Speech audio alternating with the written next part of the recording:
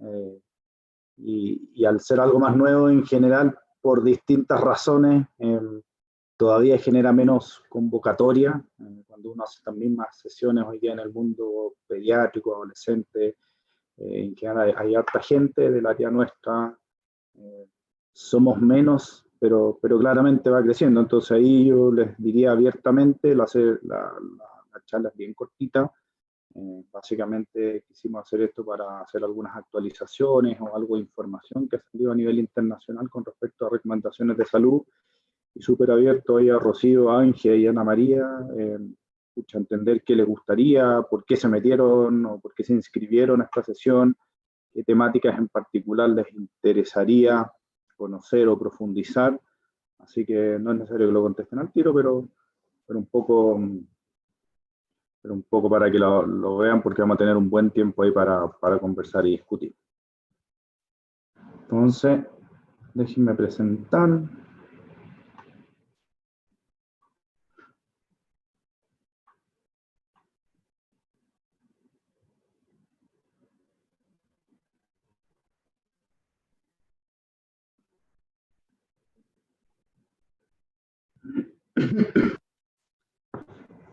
¿Qué es lo que queremos discutir en los siguientes 20, 30 minutos? Un poquito, muy brevemente, una pequeña introducción. Vamos a hablar de qué es lo que está pasando en Chile y en el mundo con respecto a las personas adultas con síndrome de Down, que aunque ustedes no lo crean, somos mayoría. Así que de a poquito nosotros hoy ahí, parte en el centro y parte en la Facultad de Medicina de la Universidad Católica, estamos empujando a esta visión desde en todo el ciclo de la vida. Vamos a ver qué particularidades tiene atender personas adultas con síndrome de Down y cuáles son las falencias de los médicos de adulto en esto, cuáles son los problemas de salud frecuentes y cuáles son las recomendaciones de salud actuales. Me encanta partir siempre con esta presentación, y que esta presentación o esta definición de salud ocurre después de la Segunda Guerra Mundial, y en donde finalmente traduce lo que yo siento que hace el centro. Y si bien yo he participado no tan activamente ahora con el centro, soy un fiel convencido en que salud es bastante más complejo que lo que generalmente hacemos o entendemos por salud, que es una cosa muy, comillas, curativa, o muy, comillas, medicalizada, y sin lugar a duda que salud es muchísimo más amplio, y si bien lo sabemos desde el año 48, nos cuesta ejecutarlo.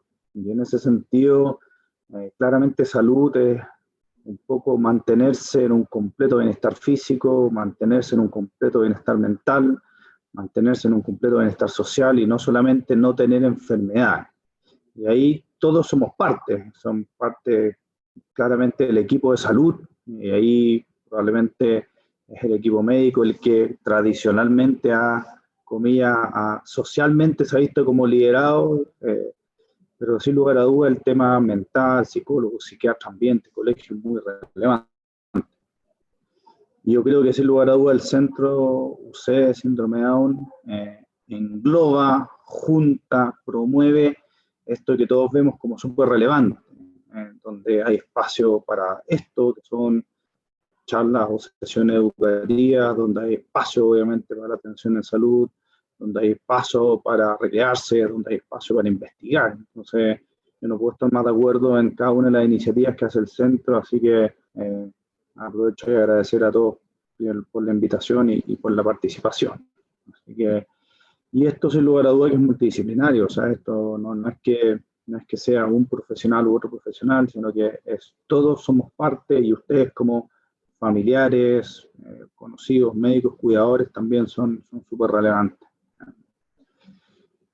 ¿Y por qué es importante conocer un poco el tema de la atención? Y ahí siempre poniéndole números, ya que todos los días estamos todos esperando los números de cantidad de casos, cantidad de hospitalizados, cantidad de fallecidos. Sin lugar a duda, en el tema de síndrome de Down, Chile tiene una de las incidencias más altas, probablemente del mundo, de nacimientos con síndrome de Down. ¿Y por qué es relevante que los médicos de adultos, los equipos de adultos nos preparemos? Porque hoy día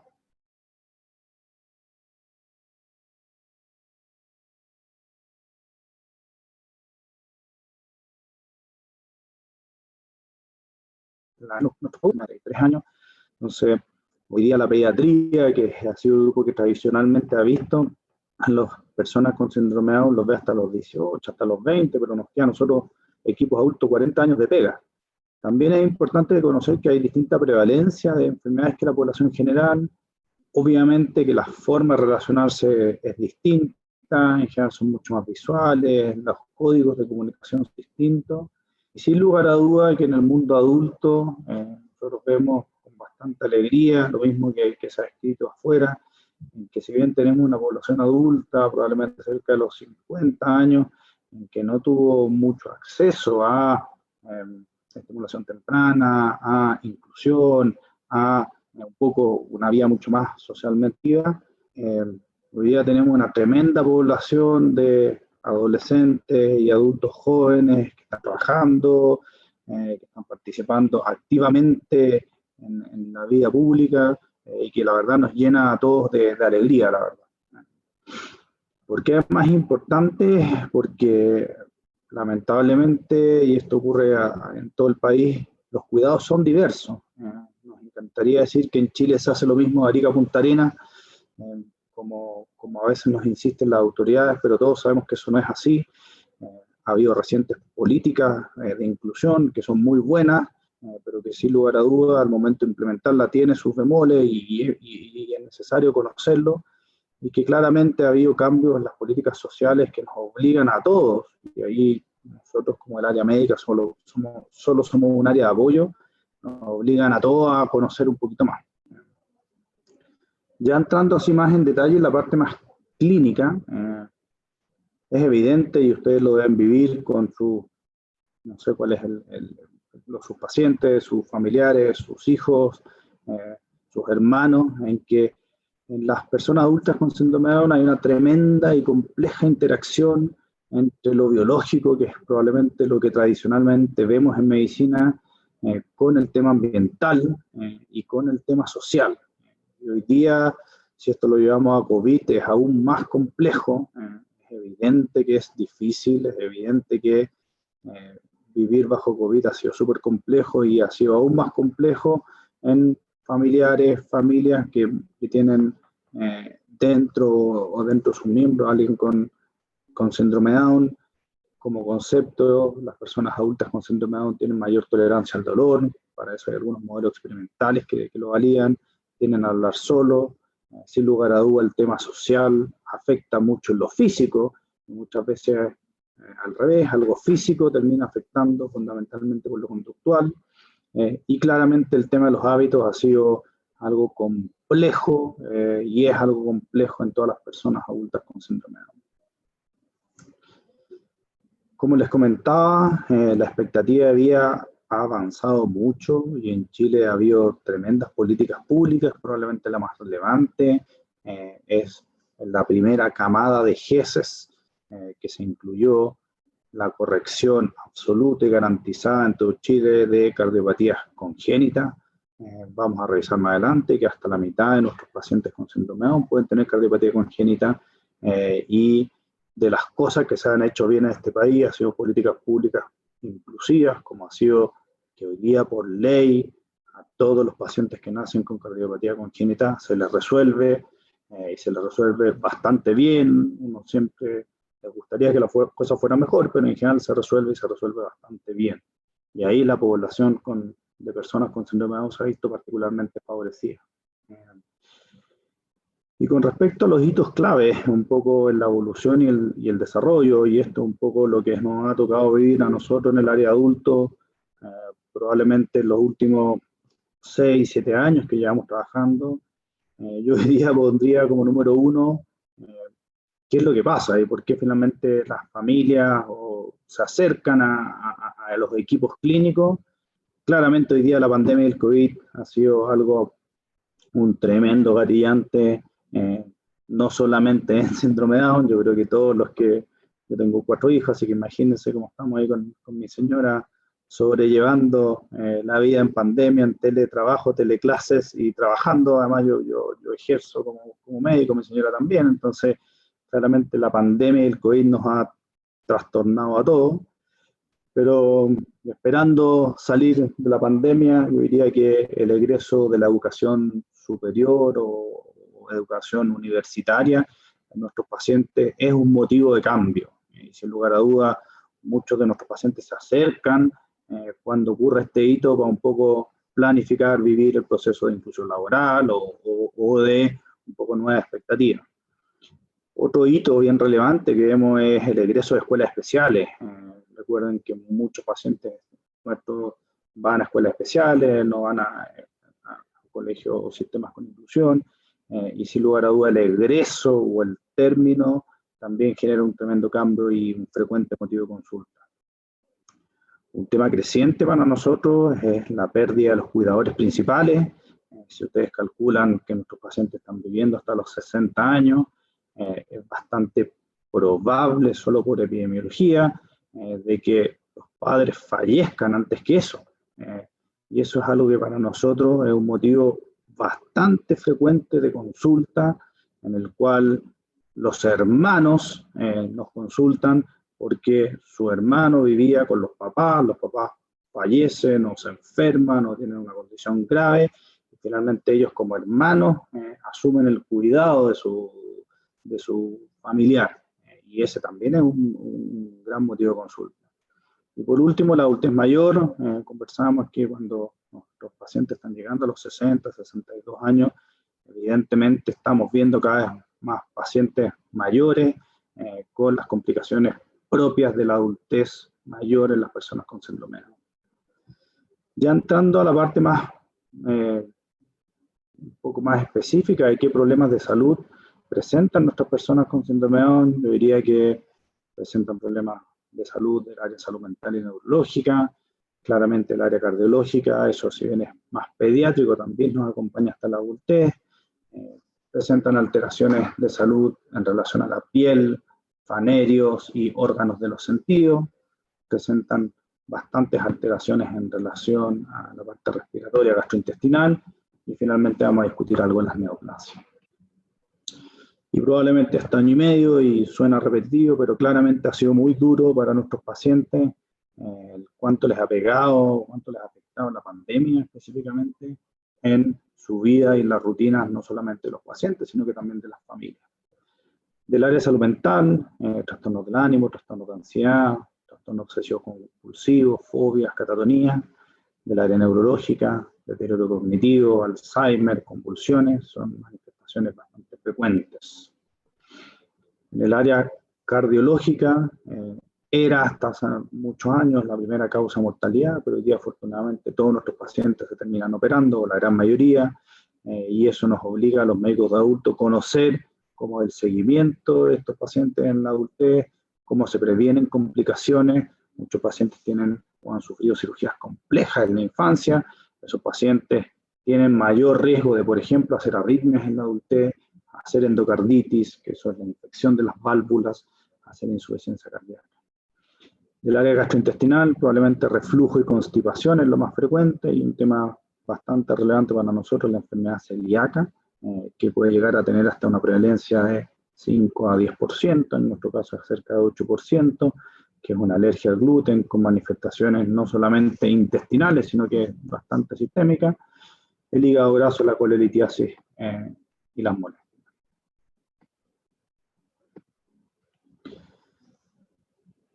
En el área endocrinológica, tiroides probablemente es el órgano o el sistema en el cual tenemos que ir revisando, pero no es el único. Nuestros pacientes tienen mayor riesgo de hacer diabetes mellitus tipo 1, es decir, tienen mayor riesgo de hacer enfermedades inmunológicas. Y ahí tanto hipotiroidismo como hipertiroidismo, diabetes mellitus y síndrome metabólico. Y en el área osteoarticular es algo que es cada vez más relevante entender y conocer, porque nuestros pacientes, sobre todo los más adolescentes, son cada vez más activos. Tenemos algunos que practican deportes semicompetitivos o incluso competitivos, y ahí sobre todo la inestabilidad de la columna atlantoaxial puede generarnos algunos problemas y puede requerir algunas evaluaciones más específicas. En la piel, y es algo que probablemente todos ustedes conocen o viven, tienen la piel bastante seca, tienen dermatitis, pueden tener psoriasis, infecciones de hongos en la uña. Y en los sentidos, la visión y la audición, probablemente catarata, si queratocono. Catarata es algo que ocurre a edades bastante más jóvenes que la población en general. Y en la parte de audición, sobre todo alteraciones de tapones de cerumen. Ellos tienen los conductos auditivos súper chiquititos y súper estrechos, entonces, sobre todo tapones de cerumen. Y en la parte respiratoria, como concepto, infecciones respiratorias altas y apnea obstructiva del sueño, que es algo que desde la infancia estamos viviendo y buscando proactivamente, y específicamente en COVID. Efectivamente, esta es una población que es de riesgo, es una población de riesgo de fallecer de COVID, si es que se enferma de COVID, es una población de riesgo de complicarse o tener complicaciones relacionadas a COVID. Y este ha sido probablemente uno de los argumentos por los cuales precozmente, y ahí el centro y la doctora Lezama tuvieron un rol bastante proactivo, se incluyó a la población de personas con síndrome de Down para la vacunación, y hoy día al menos la gran mayoría de nuestros pacientes en control cuentan ya con sus 2 vacunas al día.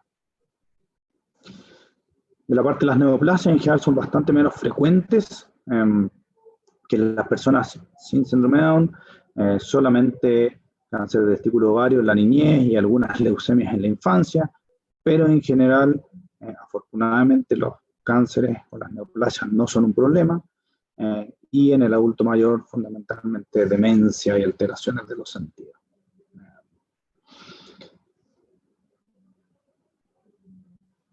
Para ir terminando un poco por qué nos consultan y por qué viene, un poco ese es un poco el sentido de esta charla, tratar de cambiar este paradigma de que en general en el tema adulto nos consultan por cambios, porque cambia algo, cambia la funcionalidad, cambia el cómo dormía, cambia el cómo comía, cambia el cómo se alimentaba, y sin lugar a duda, más que todavía en el área adulto tener una cultura tan preventiva como es en la población infanto-juvenil.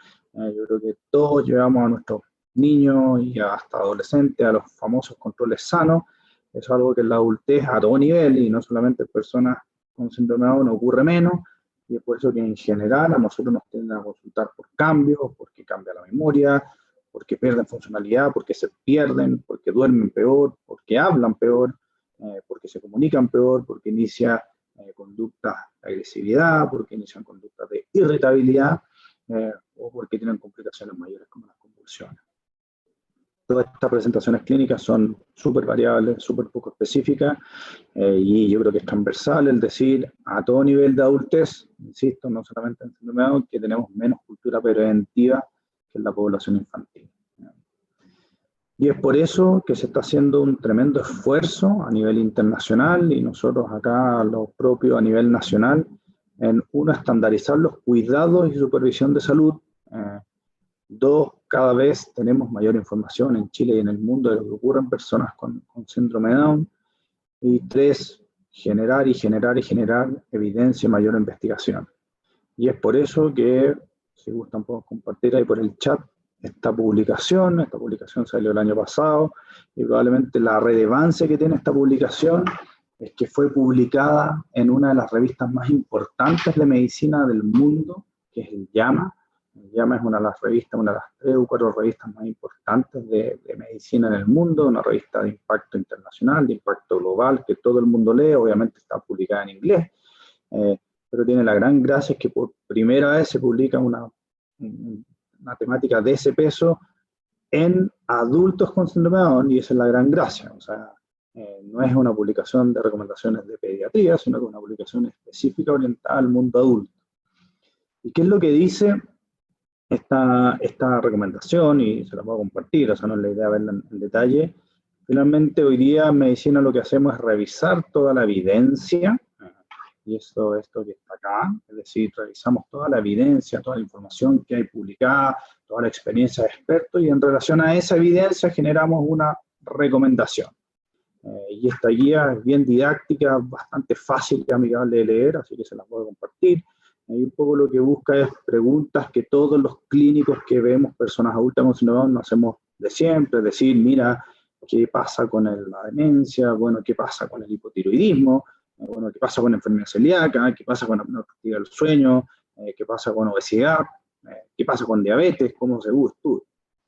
Y ahí un poco la gran resultado, la gran conclusión es que todavía tenemos una gran escasez de publicaciones, y ahí invitación a ustedes como familiares, como grupo de trabajo clínico que ve personas con síndrome de Down, de generar conocimiento en los adultos, porque hoy día lo transversal a esta guía es que en general la evidencia que hay hoy día o la cantidad de información que tenemos en general es bastante baja, y eso genera que al tener poquita información, el nivel de recomendación que nosotros podemos emitir con respecto a una determinada condición de salud, ejemplo, cada cuánto yo debiera hacerle una TSH para revisar la tiroides a mi familiar.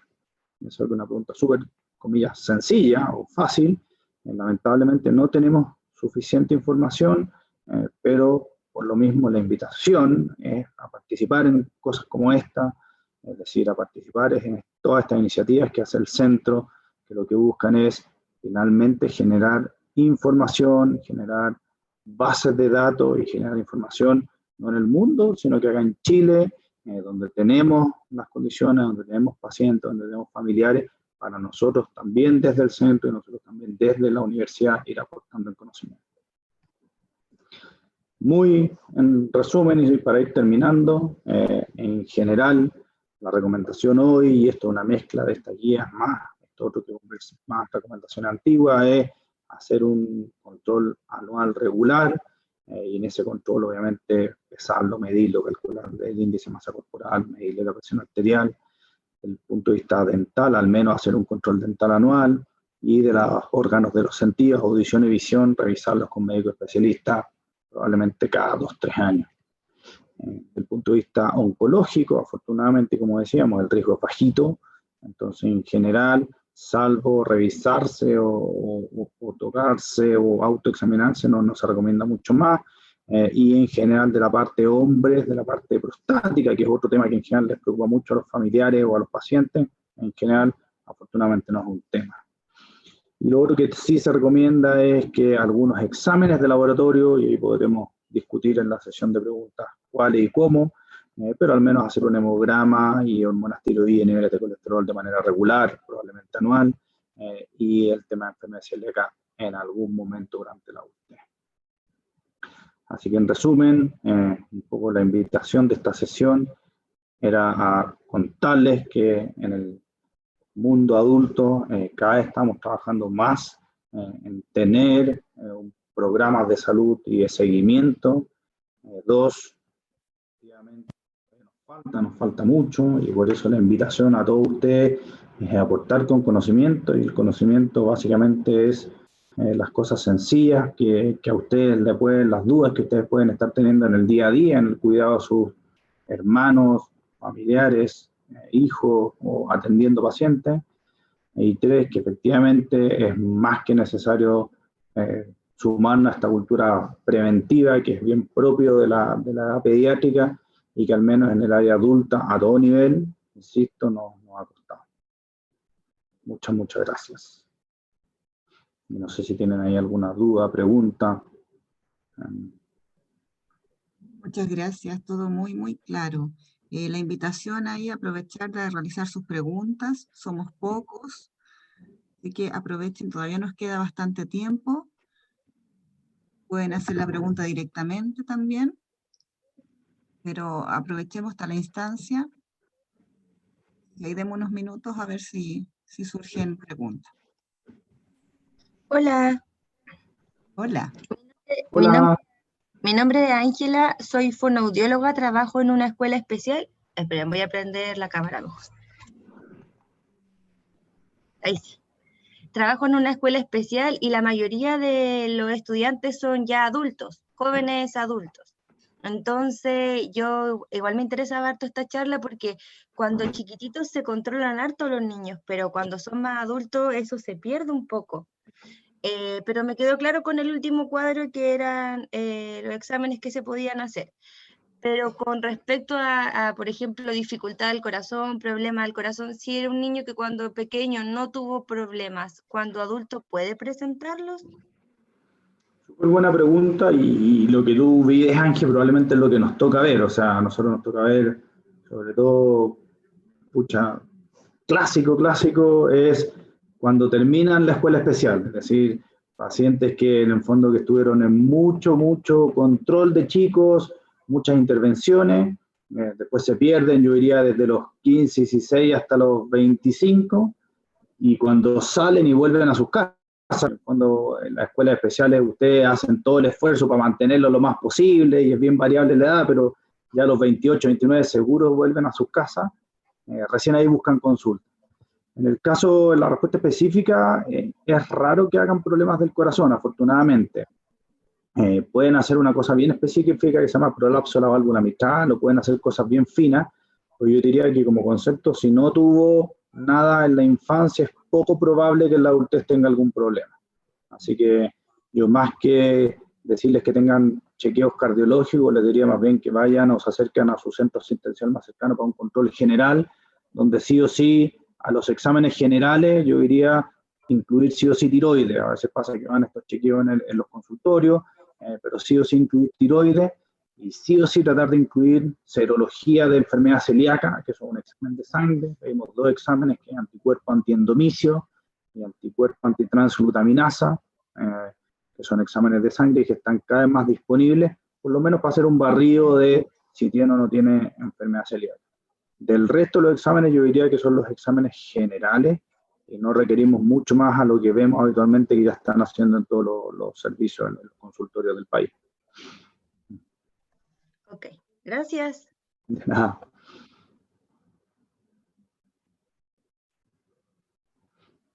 Hay otra pregunta para el doctor.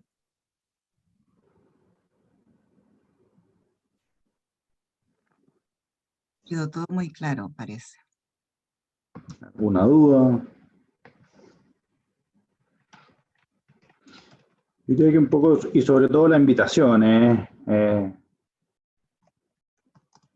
así como nos comentaban de que ustedes ven pacientes, no sé si el resto es como Ángel, que ve pacientes o es profesional de la salud y tienen inquietudes, yo diría que la invitación es a plantearse preguntas y ver cómo en conjunto las resolvemos. Yo creo que hoy día claramente muchos de nosotros trabajamos bien intuitivamente, y claro, hay cada vez más información internacional, pero en el mundo adulto nos falta mucho. No sé, felices que nos escriban ahí donde se inscribieron a la charla. La pregunta, todas las preguntas son buenas, y de repente uno siempre cree que las preguntas tienen que ser sofisticadas de la NASA. No, claramente todas las preguntas son buenas, así que si tienen dudas o inquietudes, felices que nos escriban y veamos cómo poder generar pequeñas investigaciones al respecto y tratar de resolverla en conjunto. ¿Qué pasa con la salud mental de los niños? Es recomendable llevarla a mamá o familiar, a ellos en general, hermana. ¿Y cuántos años tiene tu hermana, Loreto?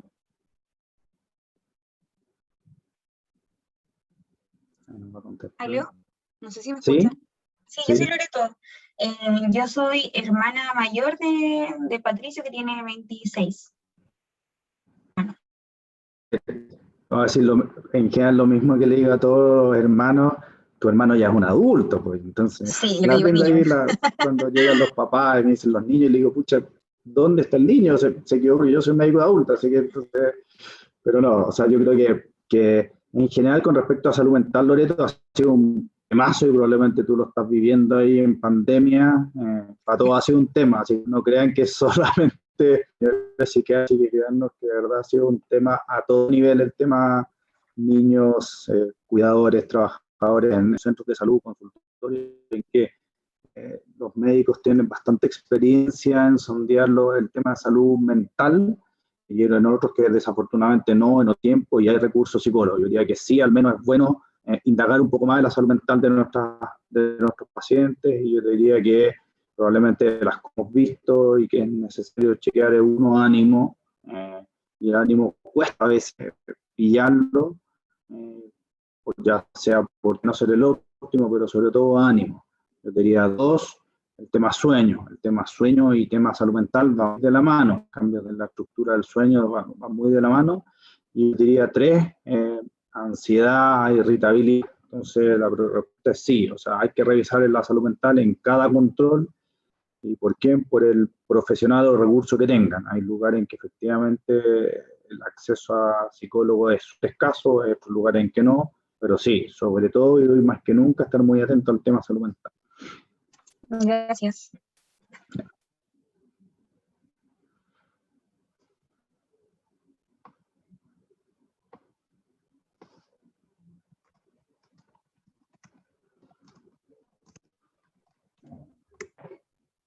Hola, ¿me escuchan? Sí, perfecto. Ya, le cuento. Yo soy mamá de Loreto, tía de Ángela, mamá de Patricio con síndrome de Down. Perfecto, ¿cómo está? Estamos toda la familia acá. Súper. Mi consulta es casi bueno, Patricia tiene 26 años. En la edad que tiene él, ¿es normal que tengan estados de ánimo tan cambiantes? Por ejemplo, Patricio es como muy calmado, le gusta escuchar música, pero de repente como que se me queda, como que se pone a llorar, él es muy enamorado, entonces de repente uno piensa, bueno, el encierro nos tiene como a todos colapsados.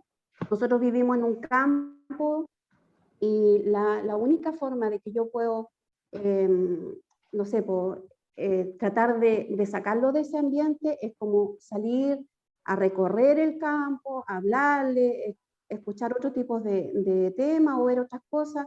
Pero mi pregunta en sí, en la edad que ellos tienen, o siempre hacer así el cambio de ánimos que ellos tienen.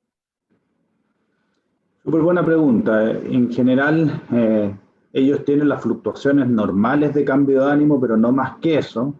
Entonces, si efectivamente usted lo nota distinto, lo nota más triste o más irritable que lo habitual, yo le recomendaría consultar. O sea, eso no es... Todos fluctuamos en el ánimo y a todos nos pasa, tanto dentro del día como dentro del año, pero si eso ya está afectando más, yo ahí sí le recomendaría por lo menos acercarse, consultar con el equipo o los médicos que lo vean habitualmente. En época de pandemia, otra de las cosas que también hemos aprendido es que es súper fácil echarle la culpa a la pandemia de todo, pero en este año y medio a la gente igual le da hipotiroidismo, igual les da enfermedad celíaca, igual no sube la presión, entonces hay harta precaución en que mi recomendación es más bien consultar y ver bien qué le está pasando.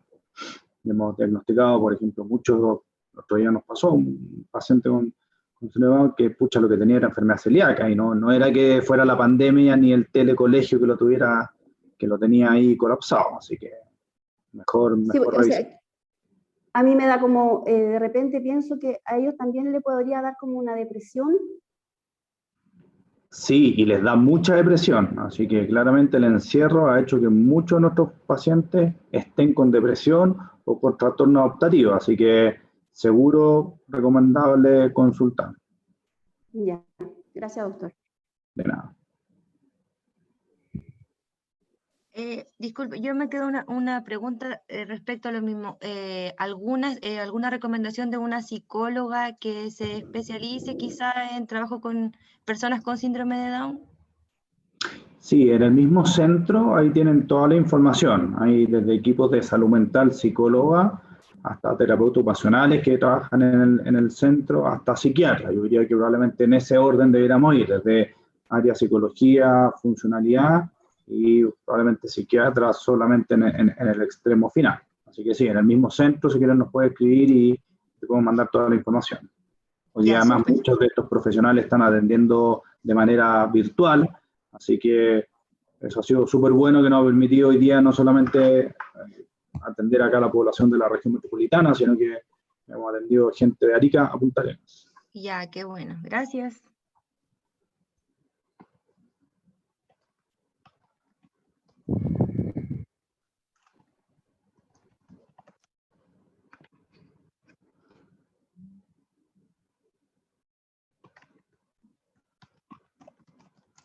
No sé si ven más dudas, consultas, comentarios, sugerencias. En el centro tienen redes para tratamiento de regiones permanentes, me interesa, yo soy fonoaudióloga. Mira, Rocío, súper súper interesante tema, lo hemos conversado más de una vez con la doctora Lizama.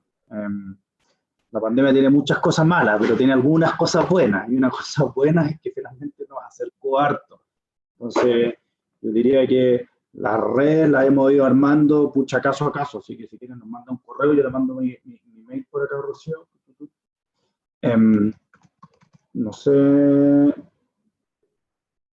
y para que un poco vayamos en conjunto generando las redes. Nos encantaría tener más redes de las que tenemos, pero estamos en eso, así que felices de pimponearlo en conjunto y verlo incluso con la doctora Lizama.